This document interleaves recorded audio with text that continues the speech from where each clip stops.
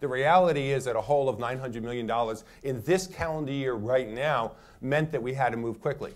And for people here who are students or other things, I mean, I'm a person who believes in studying things and figuring things out, and yet we moved in a basis of saying we're going to study things quickly, we're going to move quickly. If we get 80% of it right, we'll be feeling good, and we'll know we're making some mistakes, and we'll have to fix some of them. And in fact, you'll see some of those things coming forward to our board now, where there's some things that we felt we could do a little better, and we're going to change some of those things. That's perfectly okay. What's happened? What's happened is that we began by reducing the size of the organization. 3,500 positions are reduced in the organization, including a big cut in administrative staff. 20% of headquarters alone has been reduced out of this process.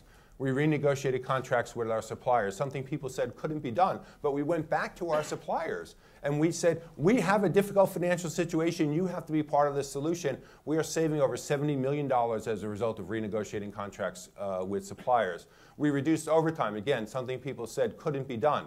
Overtime for the MTA, people use the word overtime and say overtime is all bad. Overtime is not all bad. Overtime is not all bad, right? We're coming into the winter. If it snows and we clear the platforms and we keep the trains running, everyone's going to herald and say, gee, that's great, the MTA did exactly what it should do. Well, I'll tell you, that's all overtime. It's all overtime because you don't plan your schedule for snow. There's lots of overtime that is good overtime, but we've gone in and we've said, but there was bad overtime in there. We've reduced overtime by over 10%, over $54 million. And when I say that, by the way, that's already taking into account the fact that costs have gone up, right? So you know, it's even more than that. So we've reduced overtime, we've cut administrative staff, we went through our operating projects and really just cut out anything that wasn't essential that was in our operating budget. We've consolidated functions. We consolidated our press office, we cut the cost by a third. We're in the process right now of consolidating IT, HR, purchasing, other corporate communications. The sum of all this is that we went in and the sum total that we have saved is approximately $500 million right now. Not $500 million as a one-shot, but $500 million on a recurring basis, year after year. And in fact, I think that some of the efforts that we're making right now, that $500 million will grow to $750 million by 2014. That is real money that is effectively a dividend back to the people who ride our subway and bus system, who ride our commuter railroads, and it's back to a dividend for the people in the state of New York. It comes back to everybody here as remembering that this is part of what we need to be able to do. I'm especially proud of what we've done on it. We've done it incredibly quickly. We've done it in an environment in which people said could not be done, and it has been done.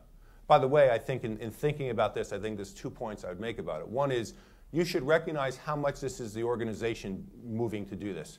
It does not matter what the tall, bald guy in the front of the room says about these things if the organization doesn't move to be able to do it. And I have to say, I'm very impressed by the way that our organization accepted the responsibility of being able to deal with this crisis as this crisis was in front of us.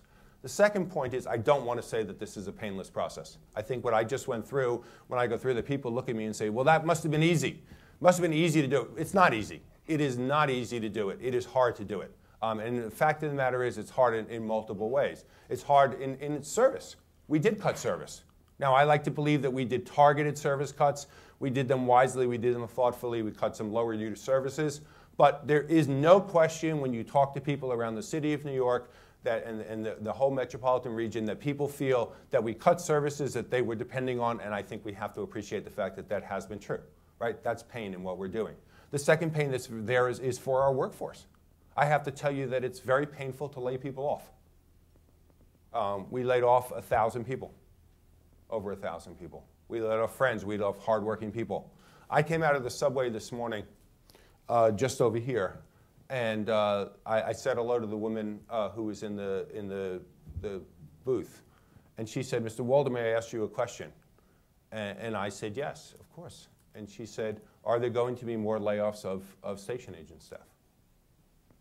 It is very clear that the fact is that what we've had to do does cause pain for people, and I do appreciate that. And I don't think anyone can miss the fact that in doing this, that we have made hard decisions that are affecting people in the way that we're doing it. I assure the person in the station agent that we will always continue to have every station staffed at all times.